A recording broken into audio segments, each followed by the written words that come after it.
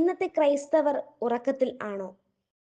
ഉണർന്നെന്നു പ്രാർത്ഥിപ്പിൻ എന്ന് പലവട്ടം ഓർമ്മിപ്പിച്ചിട്ടും ഗെഥശമന തോട്ടത്തിൽ തേജസ്സിന്റെ അനുഭവത്തിലും ഉറങ്ങുകയാണ് ആ മൂവരും. പത്രോസ്, യാക്കോബ്, യോഹന്നാൻ. പത്രോസിന്റെ തിയറിയിൽ പ്രാർത്ഥനയേക്കാൾ പ്രാധാന്യം പ്രതികരണമാണ്.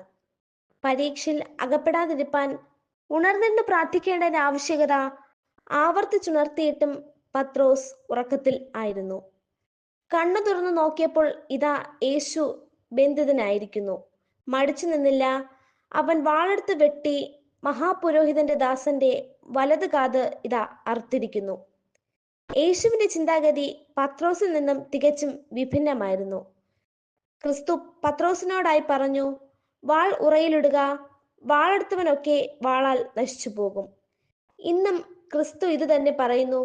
ഗെഥശമന തോട്ടത്തിൽ വെച്ച് പ്രാർത്ഥിക്കാതെ ഉറങ്ങിയതിനാൽ പാപം ചെയ്തു പോയ പത്രോസിനെ പോലെ ആകാതെ പരീക്ഷയിൽ അകപ്പെടാതിരിക്കുവാൻ പ്രാർത്ഥനയോടെ നമുക്ക് നമ്മെ തന്നെ ക്രൂശിതനായ ക്രിസ്തുവിനായി സമർപ്പിക്കാം.